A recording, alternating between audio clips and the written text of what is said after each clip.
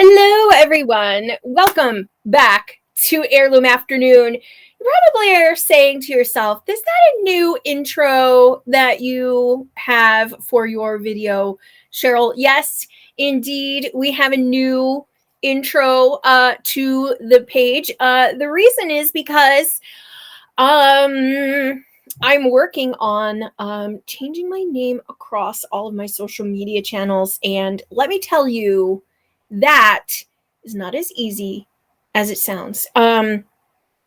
Yes, I am known as Cheryl Sloboda across everywhere, but I got married, and so it's time that we start moving over to my new last name. But you can still call me Muppin. But now it's Cheryl Muppin Whited and not Cheryl Muppin Sloboda. So that's a new thing that's happening around here. I noticed like this one little spot here, it's like sticking up when I can only see that when I have this lovely light on. I hope you're doing well today. It is Tuesday, and that means it is time for Heirloom, Heirloom Afternoon. And hopefully you are out there, you can hear me. I hope you can, if you can't hear me, let me know. Today, my friends, we have a very interesting thing that I quite literally stumbled. Thrift shops, right? You have to look in all of the corners. You have to look everywhere. You have to, like, a lot of it is like pan and scan, right? Because you don't want to spend like a million years in the thrift shop, right? So at least I don't sometimes want to spend a million years in there. But when I do love it. Don't get me wrong. I really do love going to a thrift shop.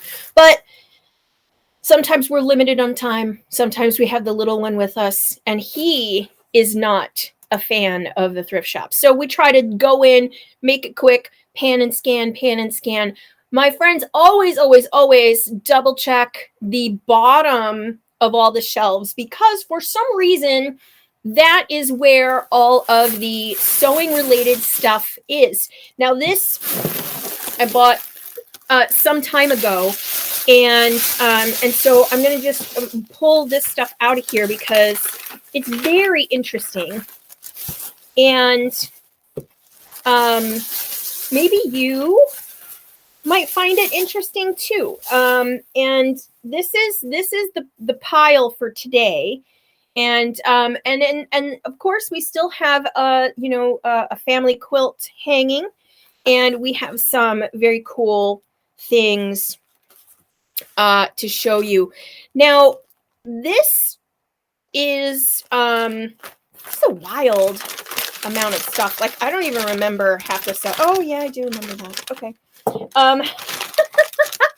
So that was not, this is not, like, I buy these little things for my nieces. So this one is a little December angel, and I'm always on the lookout for January and December angels because my two nieces were born in January and December. So they're just these little ceramic things that anyway, I find lots of them, and there we go.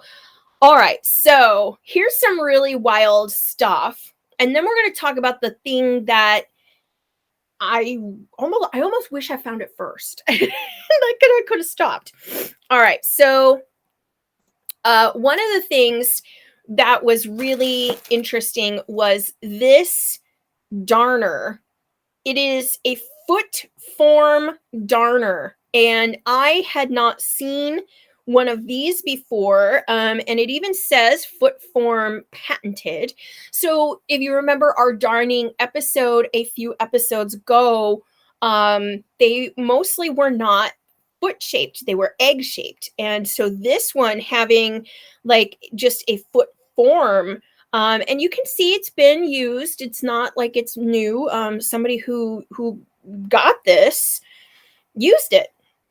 Anyway, never seen that before. So that goes into the pile O darners, which I'm collecting back here.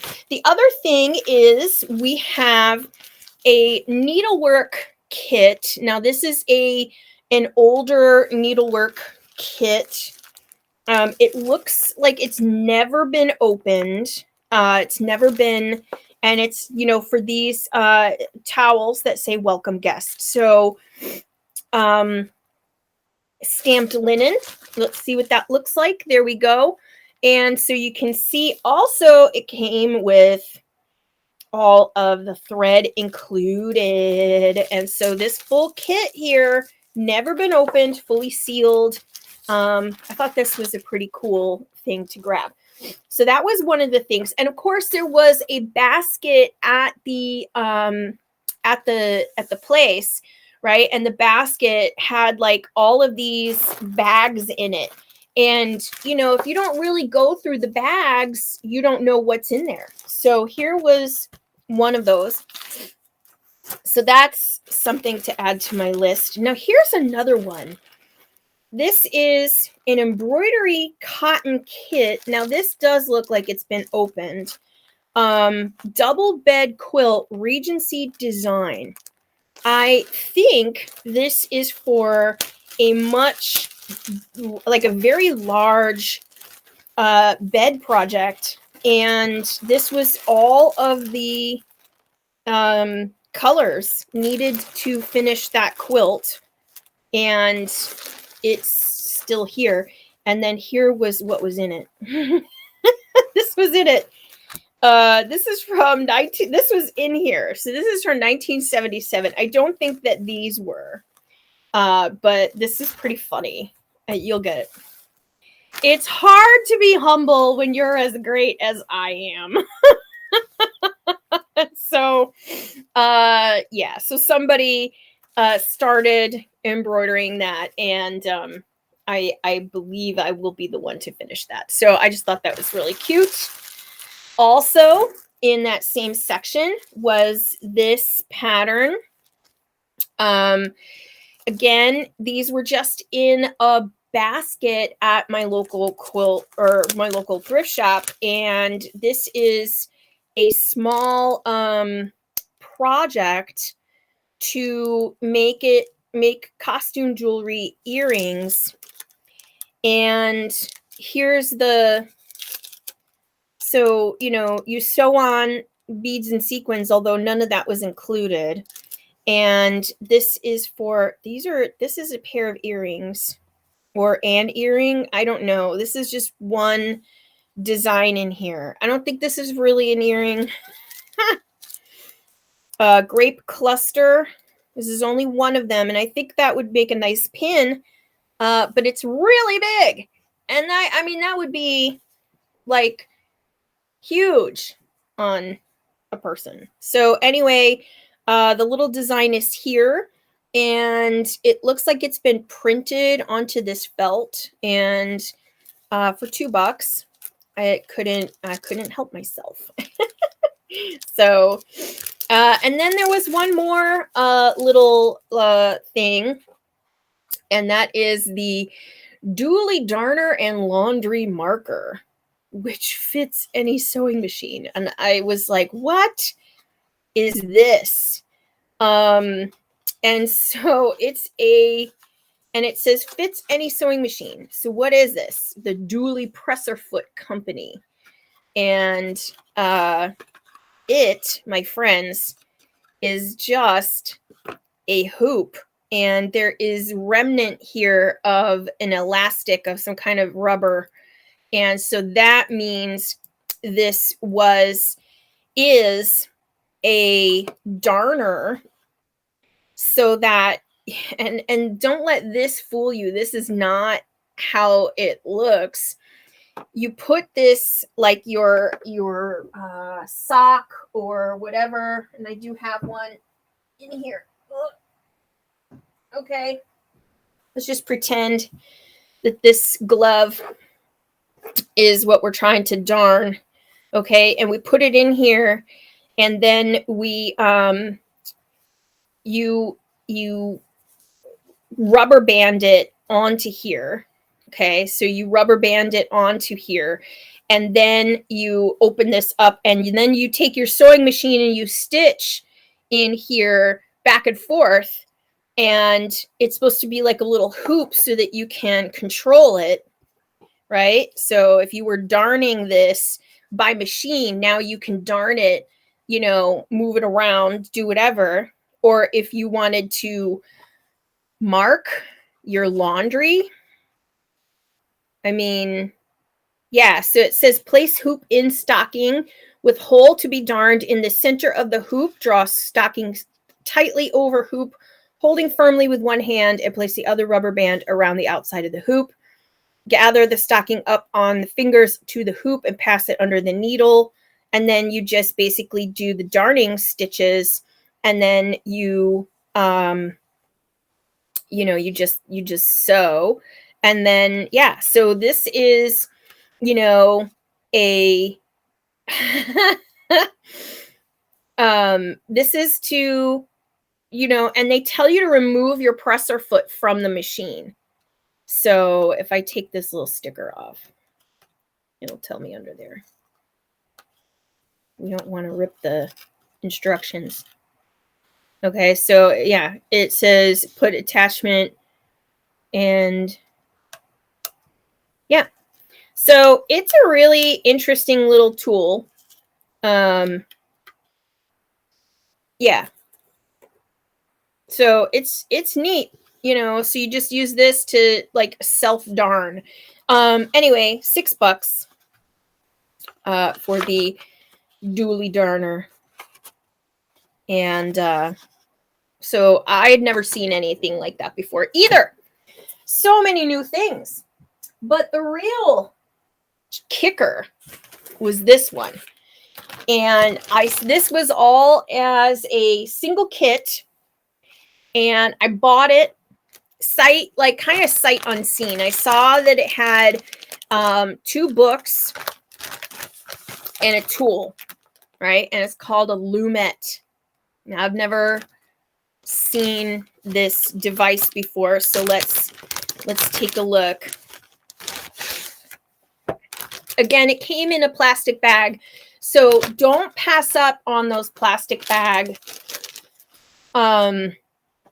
projects, because you never know what they're going to be.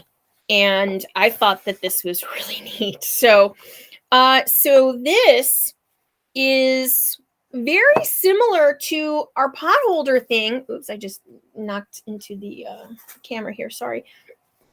Very similar to our potholder loom, right? So our potholder loom does, is a weave. It's woven. Such it is with this Loomette. Now it is trademarked. It says with bars, from Albin Enterprises, Los Angeles, California, Loomette Studios. So this is, I had just opened up the box, saw that the tool was in here, and then purchased it. So I have no idea how to even use this thing. It's a nice little box. Feels like a little like a little jewelry box. So we've got this gigantic needle. How long is this thing? It's about 6 inches long. And there's some paperwork here.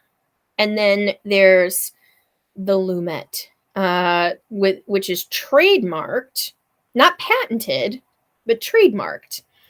And it has some directions. So let's see what this says. So Loomette, illustrated suggestions and instructions. Oh, good. I'm glad. Copyright 1950. So that's now, so this is 72 years old.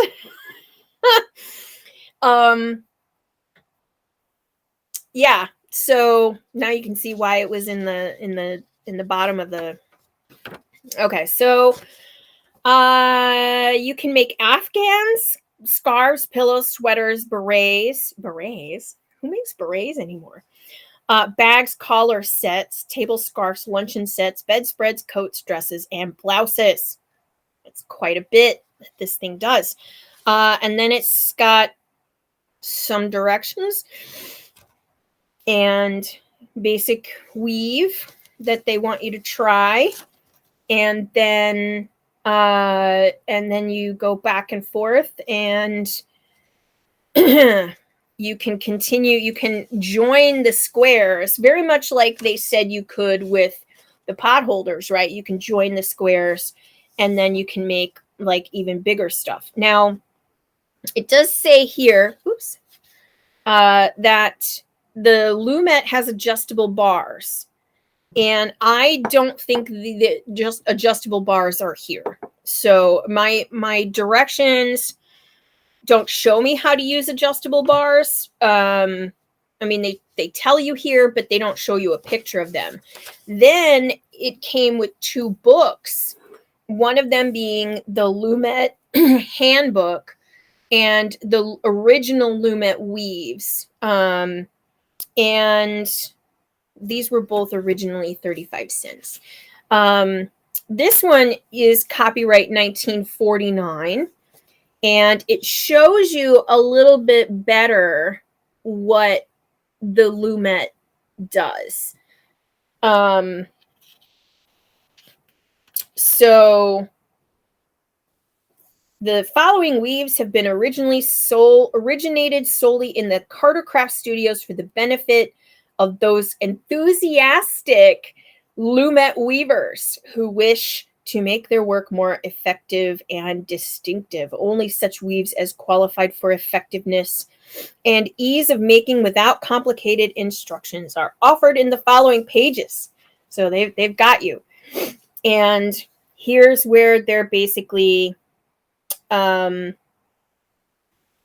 about how to use the Loomette, and then they give you some crazy abbreviations that you're supposed to then use, very similar to like the crochet patterns where you have just the abbreviations, and that's what they're doing here.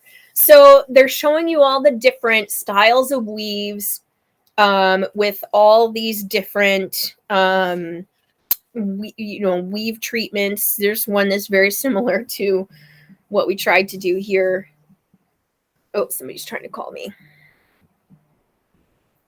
Go away, caller. Okay, so very similar to what we did here. You can kind of see they're just doing it out of the same material, but they're changing the weave in those 4 corners. And so I think it wasn't until I got to the end of this book that you can see what the weave bars, the adjustable bars, do. I don't know where to find those bars at this point, but here's like you can make half weaves and multiple different kinds of things, and they talk about the different kinds of yarn that you should use with this. And I didn't know what to use with it until I started looking in these books, because I thought it's so fine. And this was so chunky that I didn't know what to use in it. So I dug through my stash of yarn, and I have some thin yarns that might be somewhat suitable. So here's one, and I just want to place like one little string onto the, I'm not a yarn crafter, so this stuff it gets weird on me quick. Okay, so don't hate on me. All right, so I would say that this is very lightweight, light weave enough to do this. And then I do also have some alpaca, what's called lace weight alpaca. Now, I don't know if this is appropriate for this or not, but I'm gonna try bringing out a little piece of the yarn, see what we can find here. And I say that that's like pretty thin, but is it too thin? I don't know. I guess there's really only one way to know, and that's to try it. Right? It's to try it. So we're going to try it. And I don't know if I like the blue. I think I like this stuff better. But that means I got to figure out the end of it. And somebody's going to be like, oh my God, Cheryl, what are you doing? I really don't have, when I bought it, of course, they asked me, would you like us to wind that for you? And I'm like, no. And I should have said yes. The answer is always yes, my friends. Because they could have wound it into a ball for me. And I chose not to go that route. I decided to do this, as the kids say, the hard way. So let me just take a moment here and figure out where the end is. And that's the challenge. And this is why I don't do these yarn craft. Is not the only reason why. I'm just not into it. I crochet, but I don't knit. And I tried knitting a couple times in my life. Not a fan of it myself. Okay, I think I found the end. Oh yeah, they did like me a favor, and they put like this natty string on it. All right, so see what we can do here. This is a fancy yarn, and I like the colors. It is made in Peru. I thought that was neat. And so now we've got one of the ends, but I'm just going to be careful with this because I do not want a yarn hot mess. That's like my goal, is to not have a yarn hot mess. Yeah. And I should have, next time when they ask you, do you want this to be on a turned into a ball? The answer is yes. All right, let's take a look at our Loomette. It's very tiny. Can you see that? It's like, it is only about, like, the tines are only about 4 inches. So it's making a bitty itsy bitsy square. Okay, so there are markings on here that they are requiring me to regard. So we shall regard them together. I shall use their needle as a giant pointer. One of the directions said to hold your needle like you would a spoon. So I don't know. Like, I had to think about that. Like, how do I hold a spoon? Right? So I guess like this. Regard your markings on your Loomette. You have an A, which is right smack dab down there in the amongst the pins. A W and a B. So it says secure thread on groove at arrow corner, which is right here, and pass it to the far side, missing 1 pin and around 2 pins. So they want you to go around every 2 pins back and forth. All right, so this is the little diagram. They want you to slip it here, right, into that little groove, and then go up and down every 2. And then you turn the Loomette and you follow the rule of 2 again. And you're just weaving. And then you break thread and you start weaving at that point. This is just to get the warp and the weft on. Wow. Huh. Interesting. Okay, That is not how I thought that was going to go, but we will soldier on. Okay, so we're going to hook our thread into here. I'm not making a knot, but we've secured our thread and we're going up, and then we're going, and it said to not pull on the pins. Like, don't pull on the pins. We're just leaving them like with some slack on them. And we're going up and down every two, like up two, down two, up two, down two. So we're skipping every, is it skipping every other one? No, I've already done it wrong.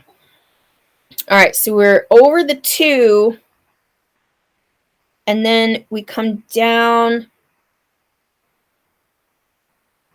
into this one. That's where I had it wrong. And then you skip one pin and then do two. This is weird. These are terrible directions. You know, a lot of these directions, they often assume that you have like some experience, some either weaving experience or, you know, some sort of background in this stuff. And, you know, like most of us don't, I never had no weaving experience. So, so this becomes a challenge for people, right? So, yeah. All right. So there we go. We've got that going. And of course, we need to release some more thread here. Where did I put my scissors? There we go. All right. So we're releasing more yarn. There we go. We don't want this to catch. All right, and so back down, we're going back up. This Loomette 1950 is its copyright date. I have never seen one of these outside of this. This is the first time I've ever seen one of these. All right, and so now we're here at the end, and it says to loop around this pin, and so you're just turning it to the B position and continue threading. So there's like, we're putting on some stitches or pins here.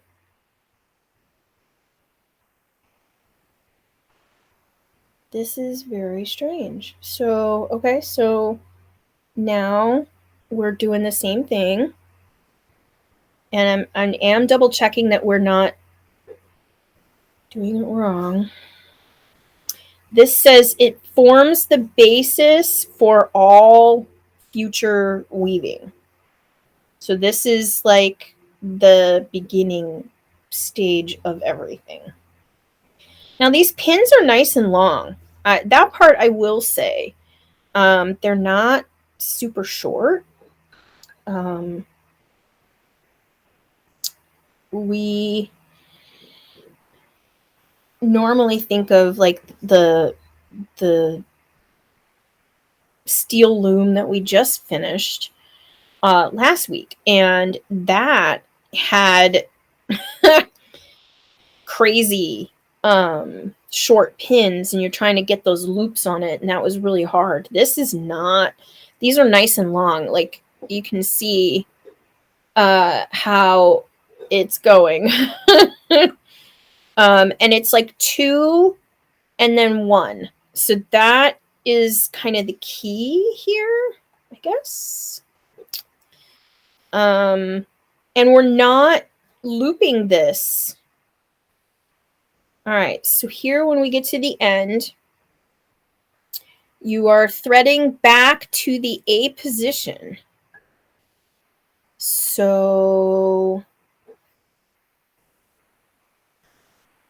we're here and here. And we're turning everything into the A position again. And we're back to here. To measure thread for weaving, pass thread around the outside of the pins 4 1/2 times, as indicated in figure 3. Okay, so figure 3 shows you to go around and around 4 times, 4.5 times. That will give you enough weave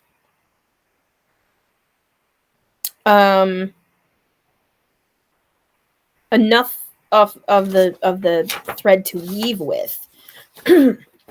So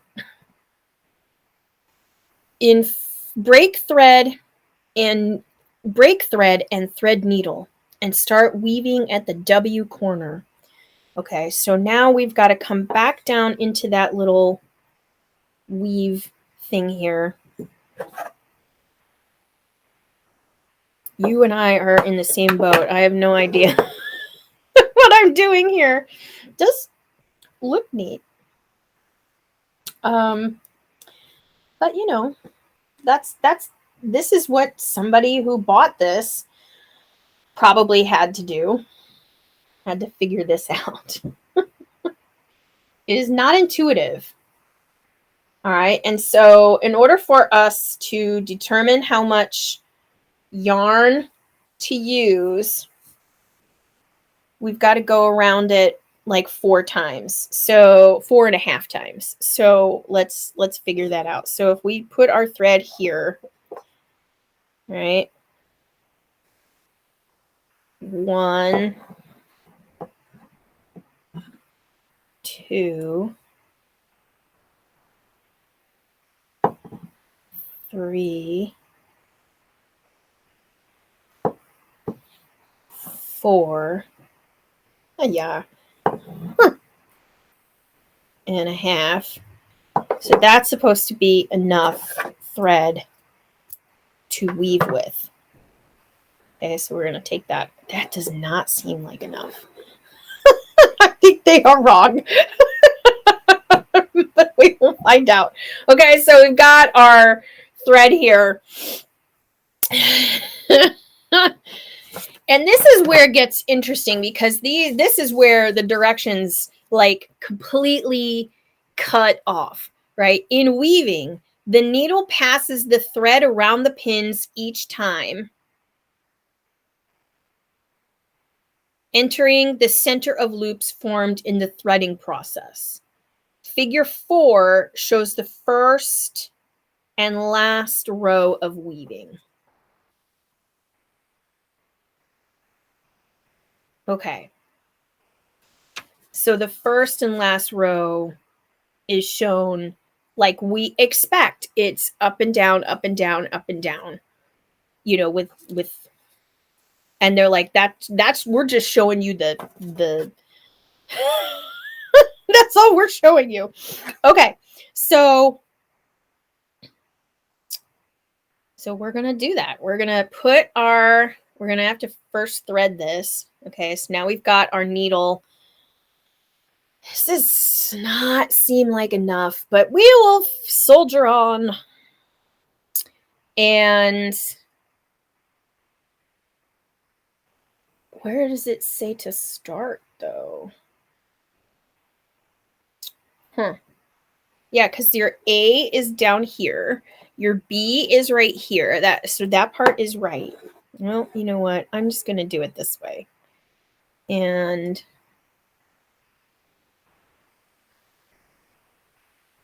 so up, down, up, down, up, down, up. It's weird because it's not in a straightforward format.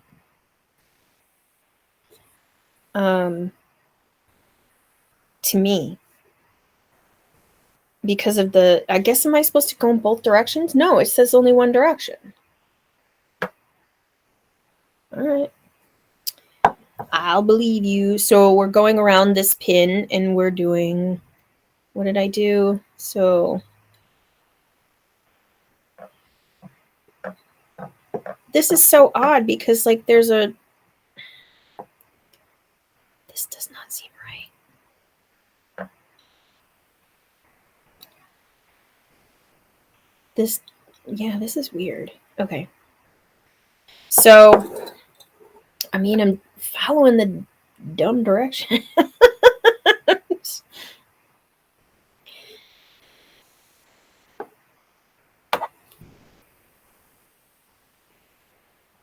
I'm wondering if it's because this yarn is too thin.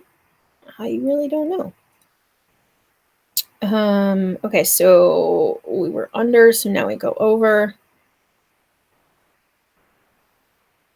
I would assume that we have to weave in both directions. I mean, that seems fairly intuitive. Doesn't it? Kind of. I don't know. I would think that's how it goes. I mean, this is where some additional instruction would be good. But, you were supposed to just, figure this out. There were no YouTube videos for this. Okay, so my last one was under, so this one is over. See, the problem I see so far is that we're only weaving through one direction of the yarns, and therefore we're not getting the whole the opposite direction. So while there's like more weave here. I don't know. All right. I guess I just got to trust the process. I'm not very trustful when it comes to the process. I am skeptical at best, but we shall soldier on.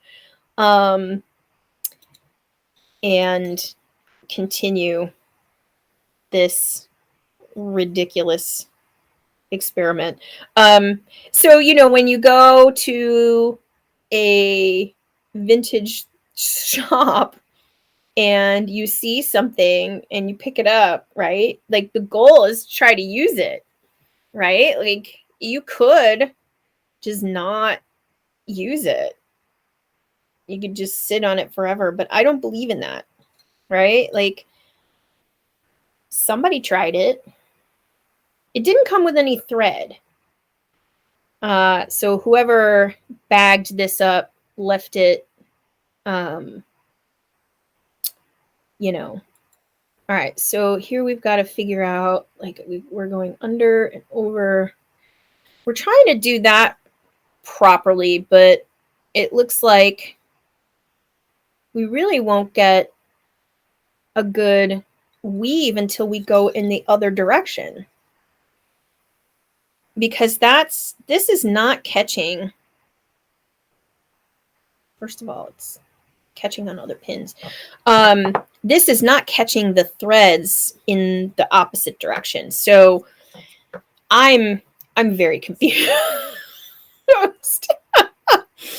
But your confusion is along with me on how this 72-year-old loom should operate with its 72-year-old directions. So let's keep that in mind. So I believe you're supposed to go in both directions, but and if I can get to that point, I will,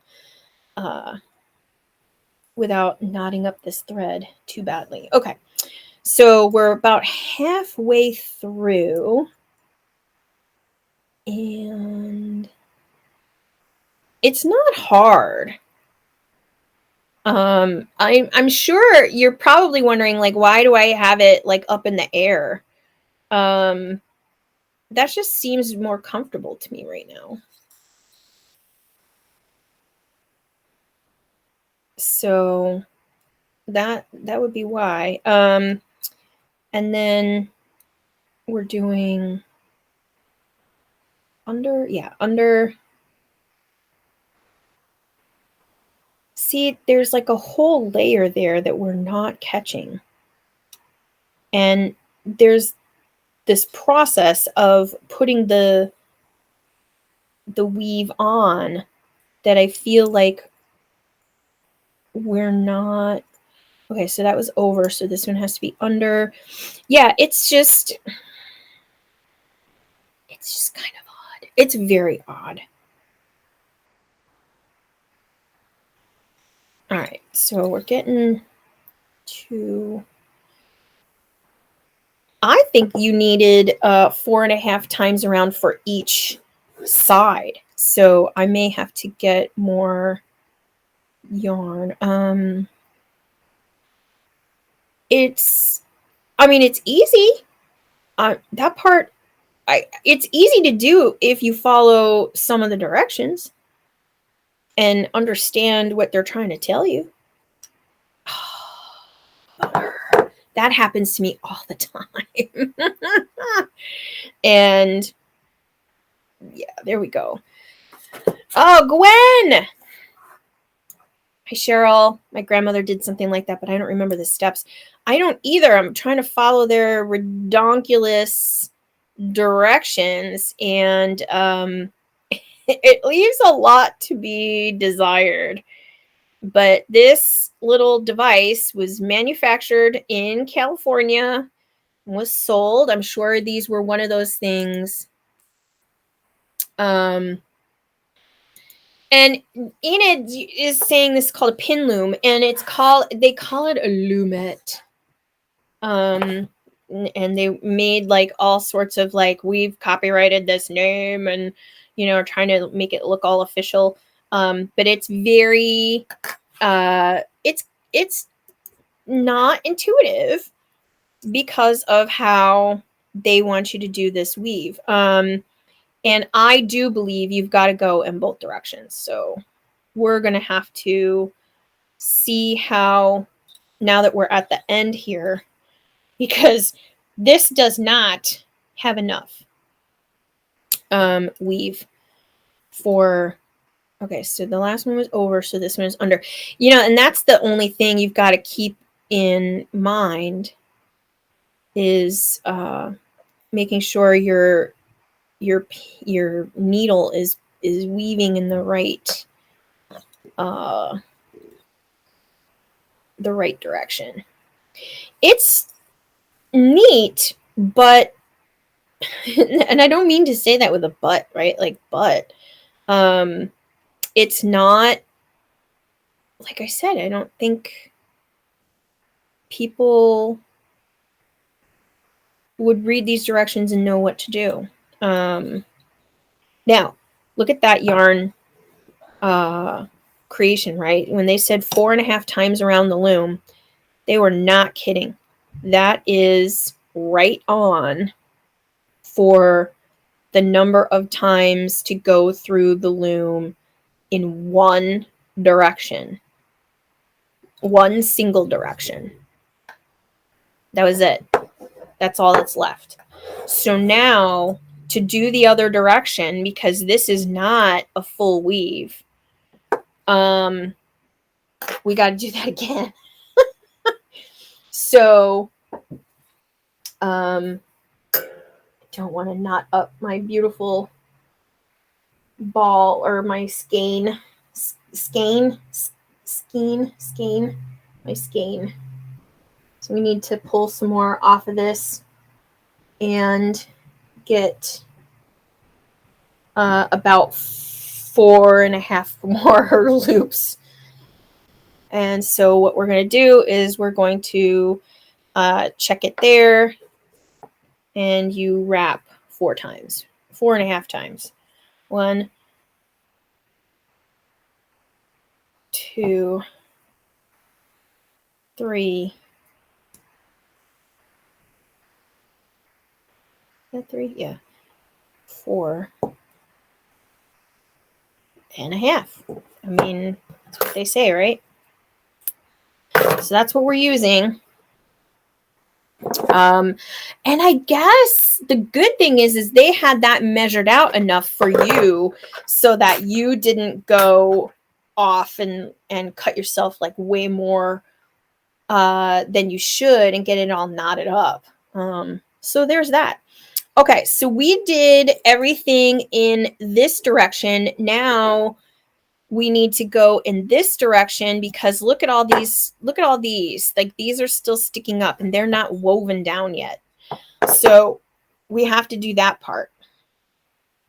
And it is showing still. It doesn't say to do this though, which is really odd. Why wouldn't it? Why wouldn't it tell you? It makes no sense.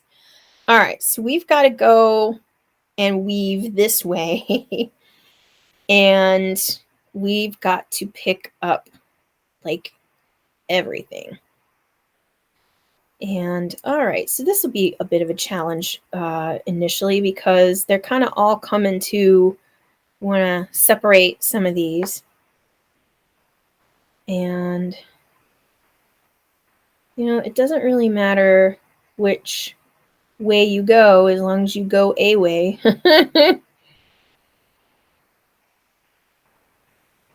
Right? I mean, you're picking up and dropping pin weaves as you go.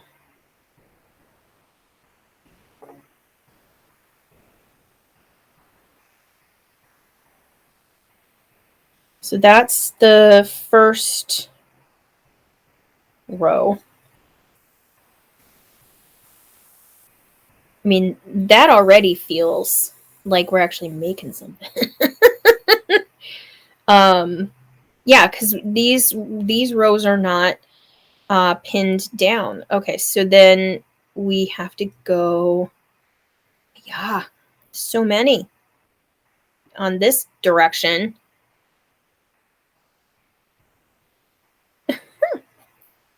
So yeah, it's not super intuitive, but we're getting there.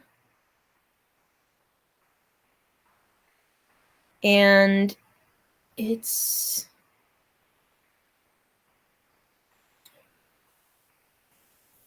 starting to look like something that's somewhat wovenish.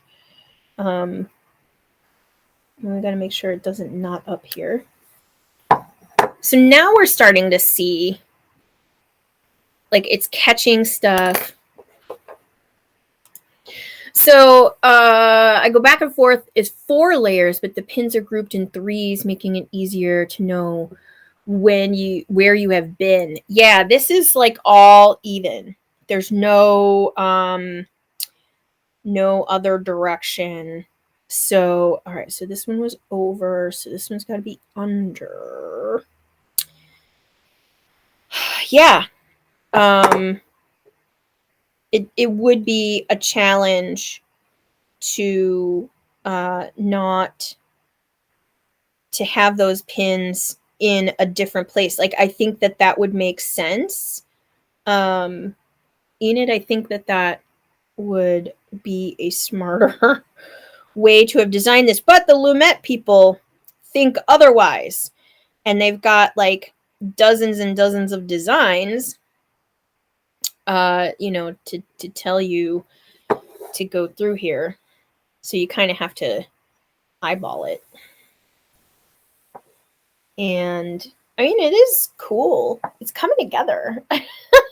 It's not necessarily, it's very open, but I'm not using a very thick material. I think, again, if I were using a thicker yarn, and they do recommend different weights of yarns for different projects. Like they have certain ones for baby and certain ones for clothing and luncheon sets and so on. And that's what it's in those books that they gave me. These two books, right? The Loomette Weaver. They're using like a real yarn. They're not using like this thin stuff. I wanted to use this thin stuff because I want to see what I'm doing for this first go. So I'm just trying to make more sense of what's happening here than anything else. So it's neat. It's very cool. And we've only been doing this for a few minutes, and we're getting a thing. I don't know if we're supposed to get this thing, but we're getting a thing. We're doing something with it.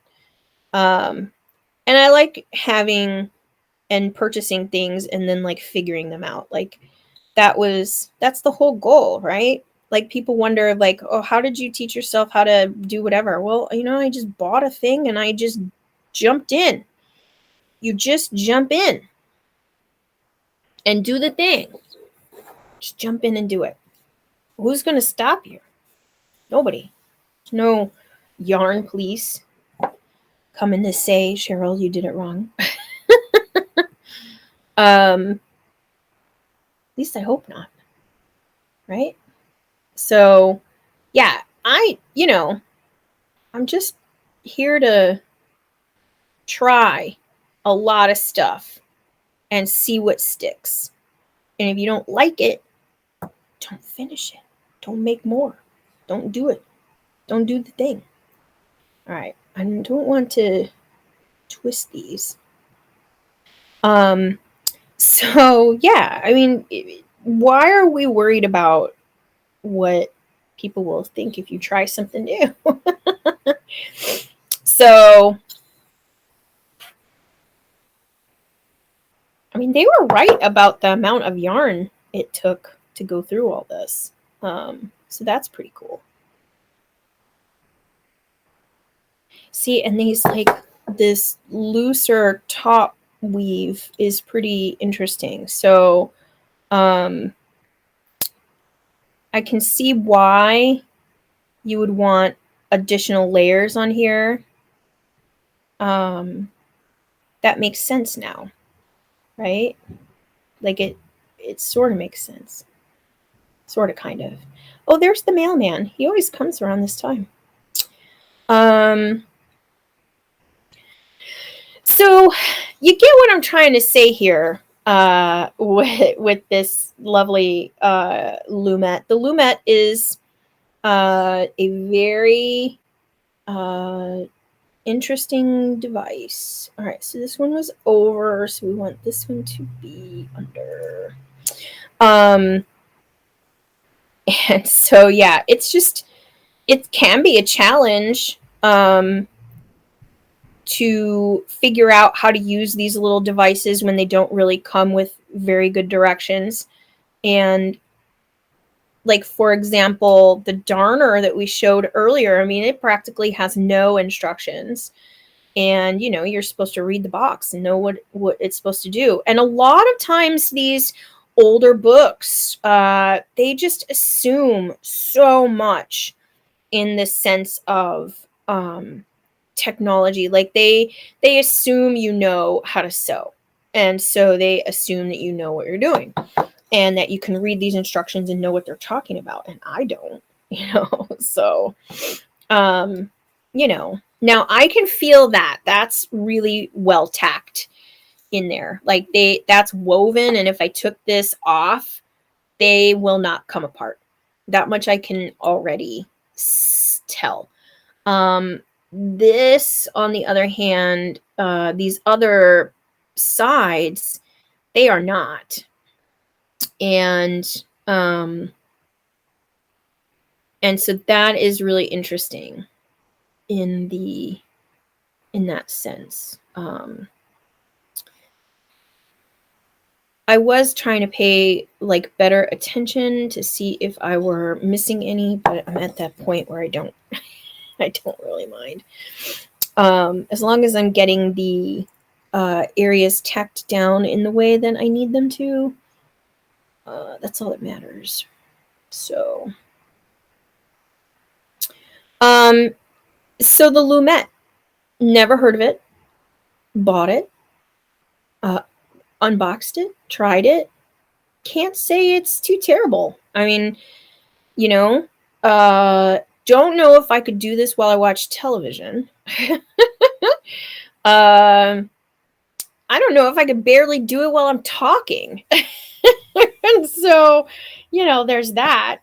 But we're about like, near the end here of getting this done, and I like it. It's not bad. Would I consider myself now like in wanting to do more looming? Yeah, probably not. Stick with my quilting and so on.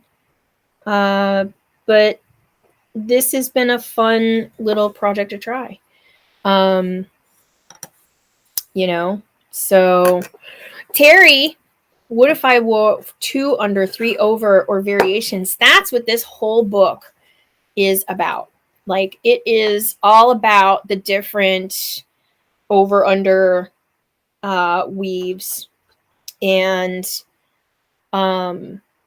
that's what this whole thing is doing. Like, it's basically giving you all the various directions for over under to get the designs.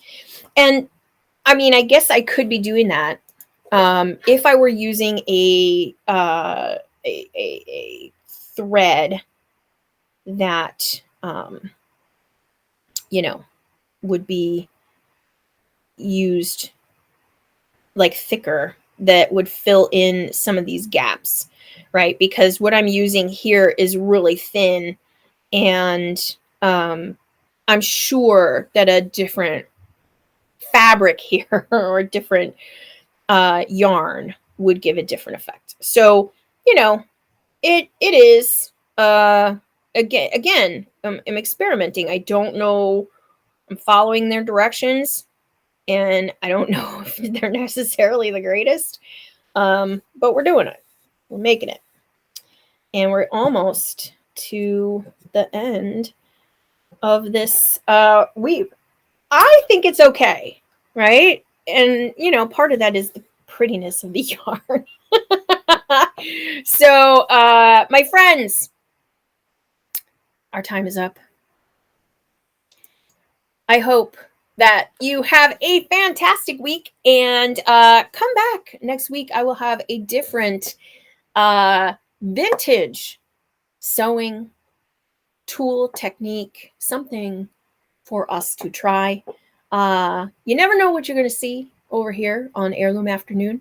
I hope you have enjoyed the Loomette. And if you're out there, be sure to tune in next Tuesday at 12 noon Central. And don't forget to visit our website at shop.muppin.com. I, my friends, shall leave you, and hopefully you will have a wonderful week, and I will see all of you next Tuesday. Talk to you later. Bye.